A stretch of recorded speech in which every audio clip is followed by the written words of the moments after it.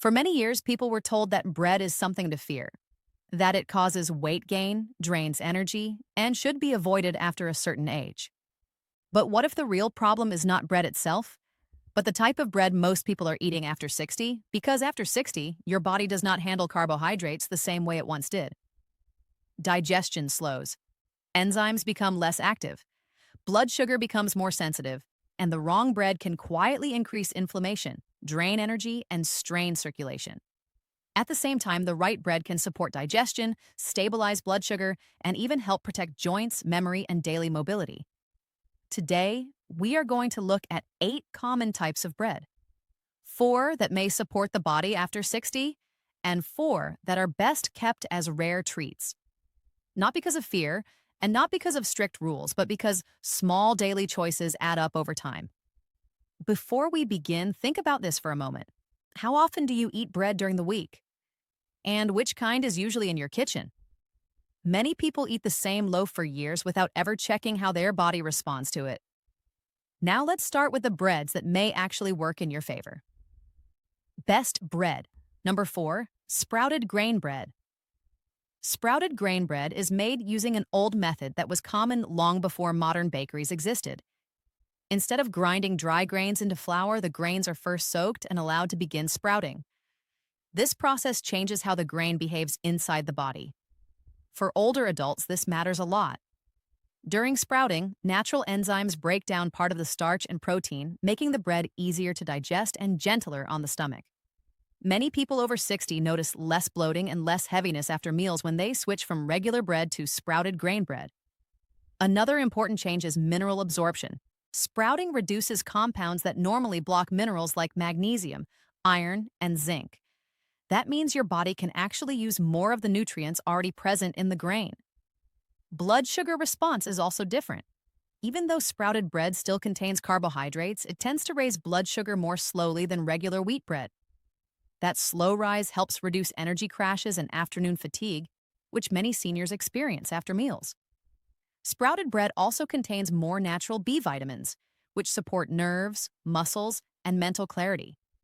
You will usually find sprouted grain bread in the freezer section of the store, not on regular shelves. That is because it contains fewer preservatives and stays fresher when frozen. It has a denser texture and visible grains, which may feel different at first, but many people grow to prefer the fuller, nuttier taste. A simple way to use it is toasted with nut butter, avocado, or eggs. Pairing it with protein and healthy fat helps keep energy steady for longer. Now let's move to the next option. Best bread number 3, traditional sourdough. Bread. Real sourdough bread is not just regular bread with a sour taste. It is made using natural fermentation with wild yeast and bacteria. This slow fermentation changes the structure of the bread. It breaks down part of the gluten and starch, making it easier to digest for many people with sensitive stomachs. For seniors, gut comfort becomes more important with age. When digestion improves, energy and nutrient absorption often improve as well. Sourdough also tends to raise blood sugar more slowly than white or regular wheat bread. That helps reduce sharp spikes followed by sudden drops in energy. Stable blood sugar supports steadier mood, clearer thinking, and better endurance during the day. Another benefit of sourdough is mineral availability. Fermentation helps release magnesium and other minerals from the grain, which support muscles and nerve signaling. But not all sourdough is the same. Many store loaves are made with commercial yeast and flavoring, which do not provide the same fermentation benefits. True sourdough usually has a firm crust, a slightly tangy smell, a chewy interior with air pockets, only a few simple ingredients: flour, water, salt, and starter. Whole grain sourdough offers even more benefits than white flour versions. Sourdough works well as toast, with soups, or as sandwich bread. 2 slices a day is enough for most people to see digestive and energy benefits. It may take a few days for your body to adjust, but many seniors report feeling less heavy after meals when they switch to sourdough. Now that we've covered 2 helpful options, the next bread offers powerful benefits for cholesterol, digestion, and fullness. And for many older adults, it becomes a favorite once they get used to the taste. Best bread number 2, rye. Rye bread has been a daily food in many Northern European countries for generations, and there's a good reason why it remains so popular among older adults. Rye is naturally rich in soluble fiber, especially a type that helps bind cholesterol in the digestive system, so more of it leaves the body instead of being absorbed into the bloodstream. For seniors, this can support healthier cholesterol levels over time. But rye's biggest strength may be how slowly it is digested. Compared to white bread or soft wheat bread, rye enters the bloodstream much more gradually. That means fewer blood sugar spikes and more stable energy after meals. Steady blood sugar is important not only for diabetes prevention, but also for reducing inflammation and protecting small blood vessels in the legs and brain. Many people also notice that rye keeps them full longer. That helps reduce snacking and overeating later in the day. Another benefit is digestion. Rye fiber helps keep bowel movements regular, which becomes more important as digestion naturally slows with age. When shopping for rye bread, look for loaves where whole rye is listed as the first ingredient. Avoid light-colored rye breads that are mostly wheat flour with added coloring.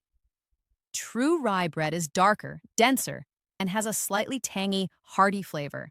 It pairs well with fish, lean meats, vegetables, and soups. It also works well for open-faced sandwiches, which naturally reduce portion size. Now let's move to the bread that offers the broadest overall support after 60.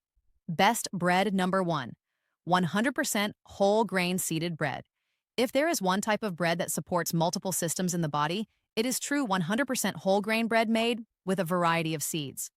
Whole grains still contain the bran, germ, and fiber that are removed in white flour. These parts of the grain carry most of the nutrients. Seeds add another layer of benefits. Pumpkin, sunflower, sesame, flax, and chia seeds provide healthy fats, minerals, and antioxidants that support joints, muscles, and circulation. This combination helps reduce inflammation throughout the body, which becomes increasingly important with age. Whole grain seeded bread is also digested slowly, which helps stabilize blood sugar and energy levels. Many seniors report fewer afternoon energy crashes when they switch from white or soft wheat bread to true whole grain bread. Another important factor is gut health. The fiber in whole grains feeds beneficial gut bacteria, which play a role in immune function, mood balance, and even brain health. When buying whole grain bread, labels matter. Look for 100% whole grain or 100% whole grain flour as the first ingredient. Avoid loaves labeled only as wheat bread or multigrain, which often still contain large amounts of refined flour. Whole grain seeded bread works well toasted, in sandwiches, or alongside meals. Pairing it with protein and healthy fats helps slow digestion even further and keeps you satisfied longer. If you enjoy variety, you can also rotate in breads made from spelt, barley, or millet. Different grains provide slightly different nutrient profiles. Now that we've covered the breads that may support the body after 60, it's time to talk about the types of bread that are best limited. Not because they are forbidden, but because frequent use may quietly strain metabolism, digestion, and circulation over time. Let's start with the first one that many people still eat daily. Bread to limit number 4, white bread. White bread is soft, familiar, and easy to chew, but nutritionally it offers very little support for an aging body. During processing, the fiber, vitamins, and minerals are removed from the grain. What remains is mostly fast-digesting starch. This causes rapid rises in blood sugar followed by quick drops in energy.